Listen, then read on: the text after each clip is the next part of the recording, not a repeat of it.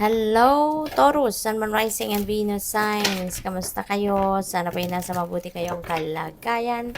Welcome back po sa Star Tarot. At kung bago kayo rito, welcome din po kayo. Please subscribe, like, share my videos, and leave me a comment po kung nakaresonate kayo. Thank you. Tignan natin ang mga messages ni Universe para sa'yo.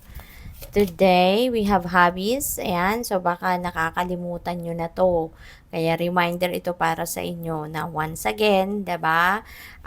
Take some time as well, no, to look into or enjoy or do your hobbies, okay? Kasi ano natin ito, kumbaga feed natin ito sa ating creativity. This also makes us happy, 'di ba? Na may ginagawa tayong hobby. At saka ano ito, this makes your soul sing when you are doing your hobbies, no? Kaya ano 'yan, bigyan ninyo ng time, no?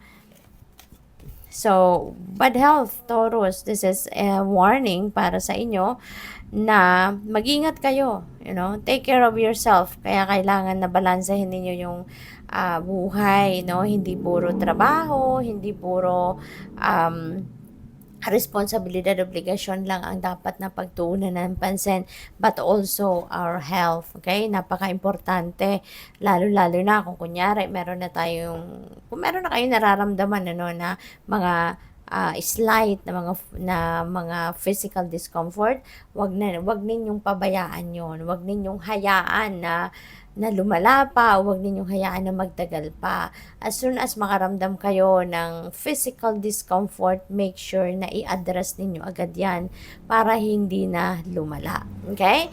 Kasi siguro din pagod na kayo, no? Siguro sobrang busy kayo lagi. Kaya this is a warning para sa iyo, okay? Na para hindi kayo dumating or umabot sa ganito na magkaroon kayo ng sakit, make sure na ngayon pa lang simulan nyo ng alagaan ang inyong sarili ng mabuti. Okay? Always take care of yourself. At saka, i-prioritize ninyo, no? Yung inyong well-being, yung pagsi-self-care, prioritize that, no? Make sure na it is in your number one list, 'di ba, over anything. All right? Para nang sa gayon, lagi kayong on top of your health. Kasi kapag on top of your health ka, you're in good shape, you're in good health, then kahit marami ka pang gagawin, kahit marami pang dapat na asikasuhin, walang problema yan. Kasi malakas ang katawan mo, maganda ang pakiramdam mo, so you can maximize whatever that is na kailangan mong gawin. Okay? So, what else? We have unexpected income. Napakaganda nito. So, meron kayong income, meron kayong karagdagang kaperahan na dadating na hindi ninyo ito inaasahan. Maaring hindi ito kasama doon sa perang talagang dumadating na fixed na income ninyo, so this could be something na talagang out of the blue, 'di ba? Meron dadating na pera sa inyo.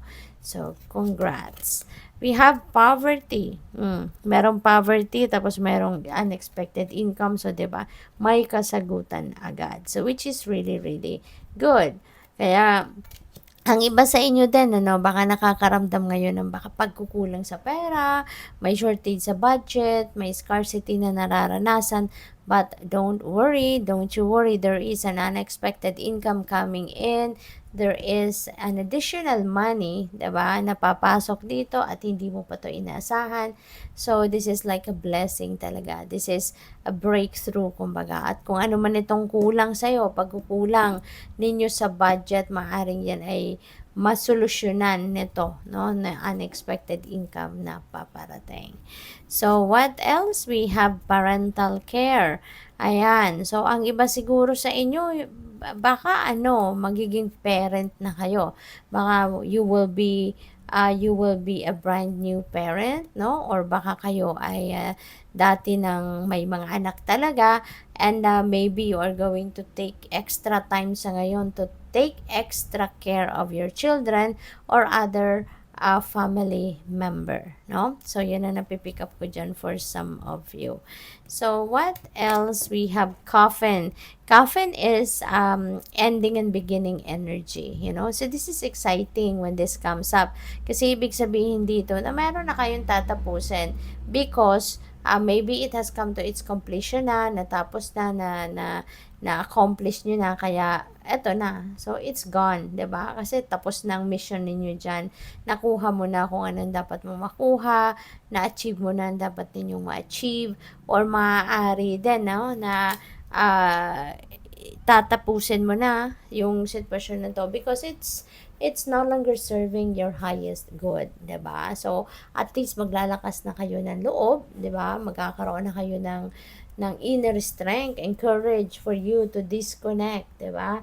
From this situation, kung ano man ito, na maaaring hindi na rin ito for your best interest, hindi ba? Kaya you are also going to cut off your connection with that person or with that situation, okay? So, and definitely you're going to start something new, diba? When there is ending, when there is beginning. When there is something that you are closing, it's because merong magbubukas or meron kang bubuksan na bago, diba? Kaya exciting yan. So, we have expectation. Ayan. So, maaari, no, na ang iba sa inyo rito is setting your new expectations, or pwede rin ng mga new intentions, no? Kasi, di ba, papasok na tayo ng 2026, papasok na tayo sa bagong taon, kaya maaaring ngayon pa lang, baka nag-iisip na kayo ng mga long-term goals ninyo. Kaya you are all setting your expectations, you're setting new intentions, yung mga ganon. Kaya maaaring yun ang iniisip ninyo. So, we also have pathway. Ayan, pathway, you will be taking action na sa ngayon. So, this is really exciting talaga. Kasi, yung dati, kung ano man yung pupuntahan ninyo rito, kung ano man yung gusto ninyong gawin dito or gusto ninyong ma-achieve, this has been your fantasy. Maring ito yung bagay or situation na matagal nyo nang iniisip, matagal nyo nang gusto na makamit, pero hindi kayo nagte-take action pa, no?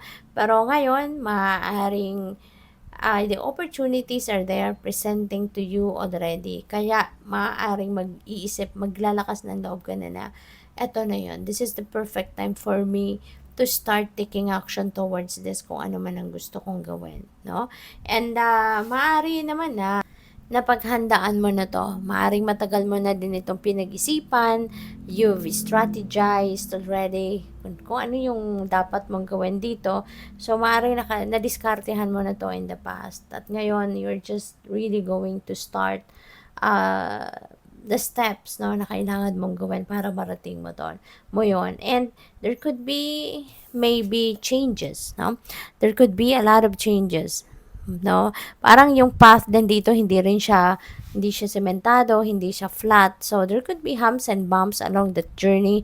Pero alam mo yung magmo-motivate sa inyo dito to continue on is yung goal ninyo mismo. Kasi tignan mo kung ano yung mapupuntahan ninyo. Isang napaka maliwanag na sitwasyon, very optimistic, 'di ba? Very positive ang dating. Kaya go for it, Taurus. Never ever talaga na panghinaan ka ng loob dito, okay?